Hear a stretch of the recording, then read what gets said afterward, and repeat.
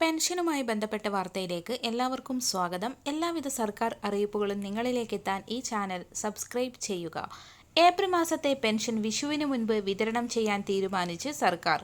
അതിനായി 820 കോടി രൂപ അനുവദിച്ചതായി ധനമന്ത്രി കെ.എൻ. ബാലഗോപാൽ അറിയിച്ചു. 26 ലക്ഷത്തിലേറെ ഗുണഭോക്താക്കൾക്ക് ബാങ്ക് അക്കൗണ്ടുകളിലേക്കും അല്ലാത്തവർക്ക് സഹകരണ സംഘം ഉദ്യോഗസ്ഥർ വഴി വീട്ടിലെത്തിയും പെൻഷൻ കൈമാറും. വിഷുവിന് മുൻപ് എല്ലാവർക്കും ക്ഷേമ പെൻഷൻ ലഭിക്കുമെന്ന് ഉറപ്പാക്കുമെന്നും മന്ത്രി അറിയിച്ചു. 8.46 ലക്ഷം പേർക്ക് ദേശീയ പെൻഷൻ പദ്ധതിയിലെ കേന്ദ്രവിഹിതം കേന്ദ്ര സർക്കാരാണ് നൽകേണ്ടത്. ഇതിനാവശ്യമായ 24.31 കോടി രൂപയും സംസ്ഥാനം മുൻകൂർ അടിസ്ഥാനത്തിൽ അനുവദിച്ചിട്ടുണ്ട്. 62 ലക്ഷത്തോളം അധികം ആളുകൾക്ക് ക്ഷേമ പെൻഷൻ എത്തിച്ചേരും. 1600 രൂപയാണ് ആദ്യഘട്ട വിതരണം. അതിനുശേഷം കുടിശ്ശിക വിതരണവുമുണ്ട്. ഒരു ഗഡു കുടിശ്ശികയാണ് ഈ ഏപ്രിൽ മാസത്തിൽ അനുവദിച്ചിരിക്കുന്നത്.